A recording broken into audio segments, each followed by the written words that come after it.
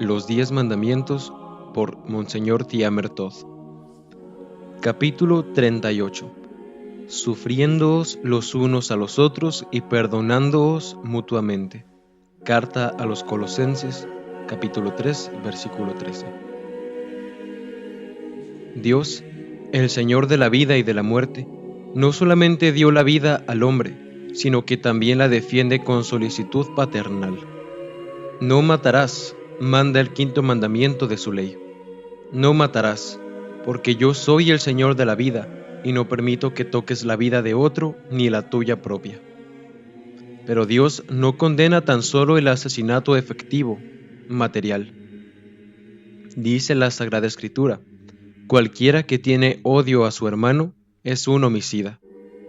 Por lo tanto, es posible pecar contra el 5.º mandamiento aún con la palabra, con el pensamiento, con un proceder lleno de odio y enemistad, con un sentimiento de ira y de rencor. Si expresó el 5.º mandamiento de esta manera, no matarás, es decir, no quitarás la vida a un inocente, entonces solo indicó su contenido negativo, prohibitivo, y en este punto todavía podemos pasar como cristianos, cumplimos la ley de Dios. Pero si quiero expresar la parte positiva del divino mandato, ¡ay! ¿Cómo nos abruma el número de los que pecan contra el mismo? ¿Dónde queda la parte positiva de este mandamiento? En las palabras de San Pablo dirigidas a los colosenses: sufriéndoos los unos a los otros y perdonándoos mutuamente si alguno tiene queja contra otro. Así como el Señor os ha perdonado, así lo habéis de hacer también vosotros. Pero, ¿no es violenta la explicación si queremos descubrir en el mandamiento no matarás las virtudes de amor al prójimo, amabilidad, paciencia, perdón? Es el mismo Jesucristo quien extendió en tal medida el 5.º mandamiento al decir en el Sermón de la Montaña: habéis oído que se dijo a vuestros mayores, no matarás, y que quien matare será condenado en juicio. Yo os digo más: quien quiera que tome ojeriza con su hermano, merecerá que el juez le condene. Es decir, desde la venida de nuestro Señor Jesucristo, la pasión de la enemistad ha de considerarse pecado, como lo era en la ley de Moisés el homicidio. Y el Señor prosigue todavía: quien le llamare fatuo al hermano, será reo del fuego del infierno. Palabras duras, palabras graves, materia copiosa para llenar todo un capítulo. Primero, cuánto nos cuesta sufrirnos los unos a los otros, y segundo, cuán difícil nos es perdonarnos mutuamente. Estos son los dos pensamientos del presente capítulo. Primero, ¿cuánto nos cuesta sufrirnos los unos a los otros? Peca contra el 5.º mandamiento todo aquel que con su comportamiento amarga y exaspera la vida del prójimo. Pecan aquellos jóvenes que con su vida frívola, con sus prodigalidades y con su cruel comportamiento abruman de tristezas a sus padres. Pecan aquellos esposos que con su eterna susceptibilidad y falta de paciencia se amargan mutuamente la vida. Pecan aquellas amigas que con una observación bien calculada y oportunamente dicha, hacen y cortan en el alma de la otra tan profundamente que la herida duele aún al cabo de varios años. Pecan los que riñen, los que dicen mal de otro, los que sospechan del prójimo, le odian y le tienen ira enconada. Los que tienen ira enconada. Dijo Jesucristo que estos tales han de suspender su oración. Si al tiempo de presentar tu ofrenda en el altar, allí te acuerdas de que tu hermano tiene alguna queja contra ti, deja allí mismo tu ofrenda delante del altar y ve primero a reconciliarte con tu hermano, y después volverás a presentar tu ofrenda. Conociendo este criterio severo del Señor, podemos comprender bien lo que escribió más tarde el discípulo amado San Juan Evangelista. Si alguno dice: si yo amo a Dios, al paso que aborrece a su hermano, es un mentiroso, pues el que no ama a su hermano, ¿a quién no ve, cómo podrá amarle? Y tenemos este mandamiento de Dios, que quien ama a Dios, ame también a su hermano. ¿Sabéis qué significa esto? Que lo que digamos del hombre más pobre, del ser más miserable, Jesucristo lo toma como si de Él lo dijéramos, y lo que hagamos con aquel hombre, lo toma como si con Él lo hiciéramos. Lo dice con toda claridad el Señor. Siempre que lo hicisteis con alguno de estos, mis más pequeños hermanos, conmigo lo hicisteis. ¿Dónde estamos nosotros, los hombres modernos, con respecto a esta idea? Nos place hablar del Padre común que está en los cielos. Todos somos hermanos. Es un tema que sirve para hermosos artículos de fondo, pero, Dios mío, ¿cuán lejos estamos todavía de traducir esta hermandad en nuestra vida, en nuestros actos, en nuestras palabras? Aquellas riñas interminables en las mil y mil ocasiones de la vida, en el hogar, en el tranvía, en la calle, en el mercado, en el taller, en la tienda. Ya no hay guerra mundial, y con todo, abundan en nuestro lenguaje las bombas de mano, las granadas, las explosiones de la cólera. Las almas están llenas de gases asfixiantes, llénanse de lágrimas los ojos por efecto de las calumnias solapadas. Hoy día, todo el mundo está nervioso, todo el mundo es sobremanera susceptible, todo el mundo se ofende con facilidad. No negamos que la vida es difícil y por esto tenemos todos los nervios excitados, pero justamente por esto hemos de ser pacientes con los demás, porque también nosotros necesitamos que se nos trate con paciencia. Riñen dos conocidos. Queremos apaciguarlos, pero estalla el uno. No, no hago las paces. No puedes figurarte lo insoportable que es aquel. Vamos al otro, y este nos dice lo mismo. Si lo conocieras, no sabes qué carácter tiene. ¿Cuál de los dos es insoportable? Los dos, y los 100, y los 2 millones, y todos los hombres que hay en la tierra, porque todos tenemos defectos, y lo malo es que todo el mundo lo admite, lo reconoce y lo dice. Si se trata de los otros, de su propia persona, claro está, nadie lo concede. Sin titubear damos la razón a quien nos alaba. En cambio, con aquel que se atreve a descubrir un defecto en nosotros, nos enfadamos para siempre, exactamente como el cuclillo del cuento. Un pájaro se dirigió al cuclillo de esta manera. ¿Sabes lo que rumorea el pueblo respecto de ti? Que pones los huevos en el nido de otro y así le haces criar a éste tus polluelos, ¿es verdad? Pero, replicó enfurecido el cuclillo, ¿cómo puedes prestar oído a la habladuría del pueblo? Pues dime entonces, siguió preguntando el otro pájaro, ¿es verdad lo que dice también todo el mundo, que tú eres un profeta maravillosamente dotado y sabes decir a quien quiera que sea cuántos años vivirá? Me sorprende, contestó el cuclillo ofendido, que aún necesites preguntarlo. Bien sabes que lo afirma todo el pueblo, es la pura verdad. Sí, si nos alaban, dicen la verdad. Si ven defectos en nosotros, nos volvemos muy susceptibles y nos disgustamos terriblemente. Y, sin embargo, de cristianos es reconocer con humildad los defectos propios. Si lo aprendiésemos, ¿cuán diferente sería el mundo? Voy a referir 2 casos. Así en el primero como en el segundo, el protagonista ha delinquido, pero es distinto el trato que se le da. Ved cómo depende de la habilidad en el tratamiento de envenenar o curar la herida. El primer caso pasa en un reformatorio. 2 alumnos hicieron una travesura. Estaban enfadados con un inspector y en la oscuridad de la noche tendieron un bramante de parte a parte del corredor. El inspector tropezó, cayó y se rompió una pierna. El director del reformatorio se puso furioso. Todos le conocían por su tenacidad y rigidez en imponer una disciplina férrea. «Esperad un poco», pensó para sí, y luego dijo a los inspectores, «Castigadlos, pero tan duramente que no lo olviden en toda su vida». Los inspectores cumplieron la orden con placer.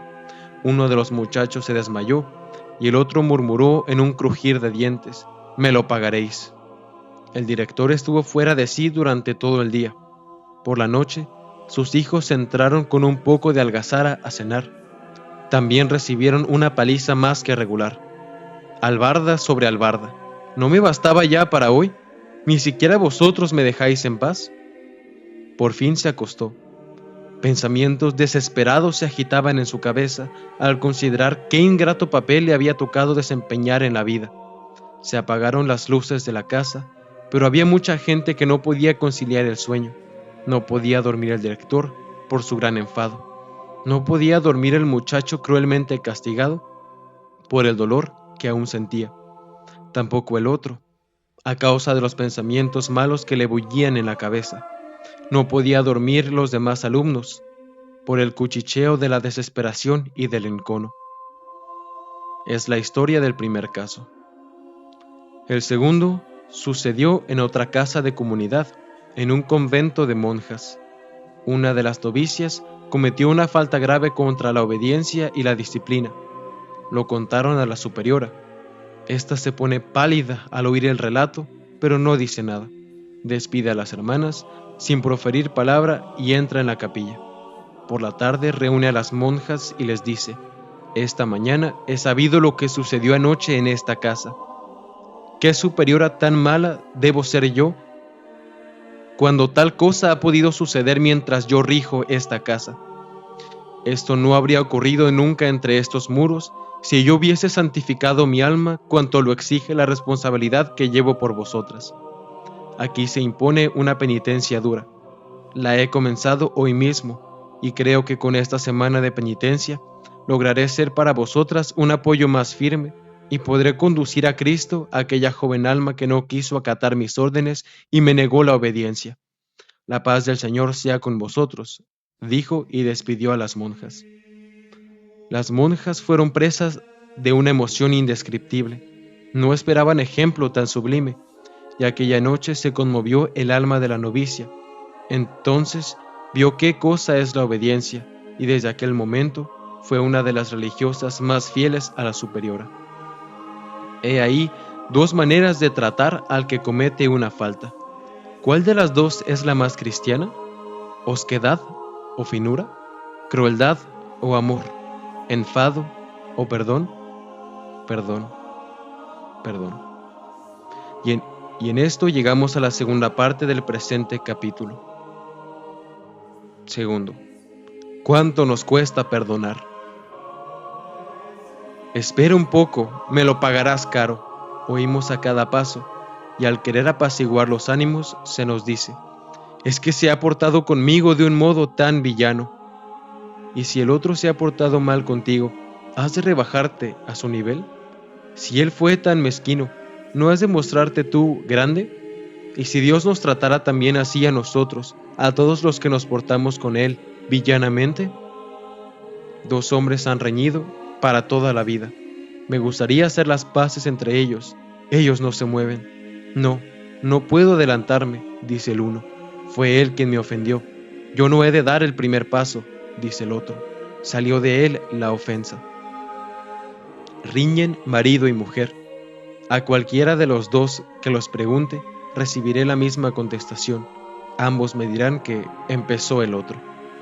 Dos buenos amigos, amigos de antiguo, se enemistaron. Empezó el otro, cuentan el caso. No hay juez capaz de fallar cuál de los dos tiene razón, y esto se repite al pie de la letra en todos los órdenes de la vida. ¿Y si no nos empeñáramos siempre en que nosotros tenemos razón? Sí, la tenemos, conforme. Pero también tenemos faltas. No lo hemos de olvidar. Nos ofendió nuestro prójimo, es posible, pero nosotros ofendimos 100 veces a Dios, y esto es cierto. Yo no sé perdonar al prójimo porque fue él quien empezó, y yo tengo razón. Pero entonces, ¿cómo te atreves a esperar que te perdone Dios, con quien seguramente has empezado tú, y seguramente no eres tú el que tiene razón? Quisiera acercarme a uno de estos hombres implacables en la cólera y preguntarle: ¿eres cristiano? Sí, lo soy. ¿Y no quieres perdonar? No, me hirió en lo vivo. Al fin y al cabo me debo a mi propia dignidad. Sí, pero eres cristiano, imitador de Cristo. ¿Sabes qué contestó nuestro Señor en una ocasión cuando San Pedro le preguntó cuántas veces al día hemos de perdonar al hermano que pecare contra nosotros? ¿Hasta 7 veces? Preguntó Pedro, y el Señor le respondió: No te digo yo hasta 7 veces, sino hasta 70 veces 7. En esto se pone grave mi hombre. Bien, es verdad, es verdad. Estaría dispuesto a perdonar, siquiera, pero no sé. No sé olvidar lo que hizo contra mí. No puedo ya tener para con él los mismos sentimientos que antes. Ah, esto es otra cosa, pues has de saber que todo depende de la voluntad y no del sentimiento. ¿Olvidar? No, no es cosa fácil. ¿Dominar nuestros sentimientos? Tampoco. Pero la esencia del perdón no está en esto, sino en extirpar el odio del corazón y querer olvidar la ofensa. El Señor nos exige algo más difícil todavía: conceder el perdón a aquellos que nos lo piden y buscar y amar a los enemigos. Habéis oído que fue dicho, lo decían los fariseos: amarás a tu prójimo y tendrás odio a tu enemigo. Yo os digo más: amad a vuestros enemigos, haced bien a los que os aborrecen, y orad por los que os persiguen y calumnian. Cuando el hombre mezquino se detiene al pie de los montes gigantes de Suiza, que tiene la cabeza cubierta de nieve, y dirige la mirada hacia arriba, hacia las cimas puras, se siente abrumado. De un modo semejante se abruma el hombre que se mueve en el reducido ambiente de la vida cotidiana al leer las palabras inauditas del Señor: conforme que no hemos de matar al enemigo, pero que no venguemos la ofensa, que permanezcamos indiferentes. Y no es eso solamente. El Señor nos prescribe amor activo. ¿Es posible llegar a tanto? Jesucristo nos mostró cómo es posible. Sus enemigos intentaron lanzar piedras contra él y él los esquivó, y sin embargo podía triturarlos. Le calumniaron diciendo que pactaba con el diablo, y él siguió curando a los enfermos. Interpretaron torcidamente todas sus palabras, y él no cesó de enseñarlos. Se mofaron de él, le escupieron en la cruz, y él siguió rezando por ellos. Ya sé que es más fácil disertar del perdón y de la mansedumbre que practicarlos. Sé que la naturaleza humana tiene por costumbre escribir en la arena los beneficios recibidos y grabar en piedra las ofensas. Sé que la vida puede crear situaciones en que todo parece ir de coronilla, que la vida puede unirnos con hombres que siempre están malhumorados y refunfuñan, que puede haber en nuestro círculo personas tan hipócritas, tan insoportables, tan antipáticas, que contra ellas se rebelen y se enfurezcan todos los sentimientos de nuestra naturaleza. Todo esto lo sé, y sin embargo, todo esto no nos exime del deber de perdonar y usar de mansedumbre.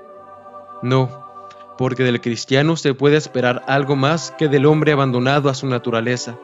El cristiano no puede contentarse con saber lo que hizo Jesucristo por él, sino que ha de hacer cuanto pueda por Jesucristo y por amor a Jesucristo.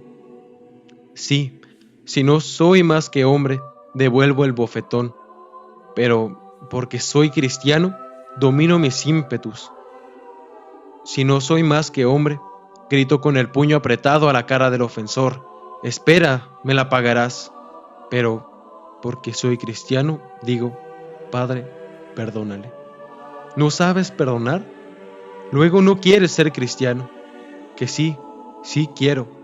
Pues si quieres, has de demostrarlo con tu vida y con tus obras. ¿No basta si voy a la iglesia? No, no basta. También el musulmán va a la mezquita y allí se porta con más piedad y devoción que muchos cristianos. ¿No basta con rezar? No basta. El pagano también reza y con sinceridad.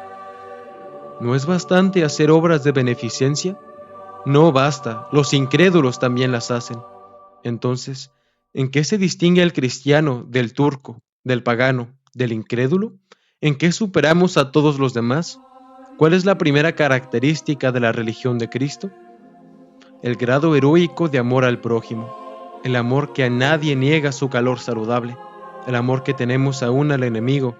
Siempre es más fácil enfadarse que ahogar un ataque de ira a punto de estallar. Siempre es más fácil pagar con la misma moneda una ofensa que olvidarla. Pagar el mal con el mal siempre es más fácil que contestar con silenciosa mansedumbre. Llevar metido el encono y dejar que hiervan planes de venganza es más fácil que pedir u otorgar el perdón.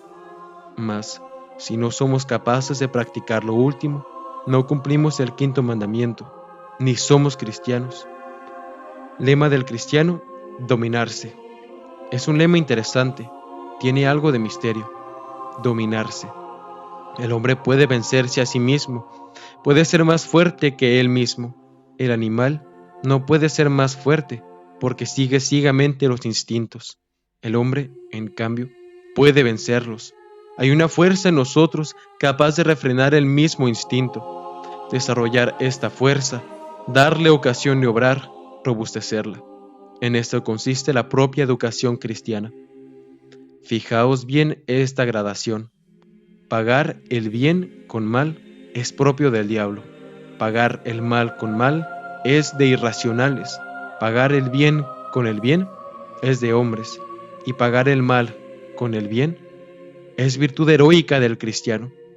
Y si me permitís expresar lo que siento, he de decir que para mí el origen divino, sobrenatural de nuestra religión, se ve confirmado por el mero hecho de exigirnos un amor tan heroico, un amor que sobrepuja en tal grado las inclinaciones naturales. Y también es verdad que nunca nos acercamos tanto a nuestro divino Redentor como al pagar, siguiendo su ejemplo, el mal con bien, el odio con amor, la ingratitud con una obra buena, y abrazar con amor a los mismos enemigos. Sufrámonos los unos a los otros y perdonémonos mutuamente. El emperador Carlos V debía una crecida suma a un rico banquero, y cuando en cierta ocasión el emperador en persona fue a su acreedor para pedirle una demora, el banquero agarró el pagaré y con gesto magnánimo lo arrojó al fuego delante del emperador. Si hay alguno de mis lectores que mire a su prójimo con encono, si hay alguno que riñó con sus deudos, amigos o conocidos, y desde entonces guarda con rencor la letra de crédito de la ofensa y del insulto, si hay alguno que hace años no dirige la palabra a su hermano o no habla con su madre, a él me dirijo ahora en nombre de Jesucristo y le digo: hermano, enciende una gran hoguera y arroja en ella con magnanimidad todas las letras de crédito, los recuerdos de riñas, de turbación, de ofensas, y cuando se estrechen nuevamente dos manos que antes se cerraban amenazadoras, cuando se crucen otra vez con amor dos miradas que antes despedían chispas, arrodíllate y recita la oración con sinceridad y confianza.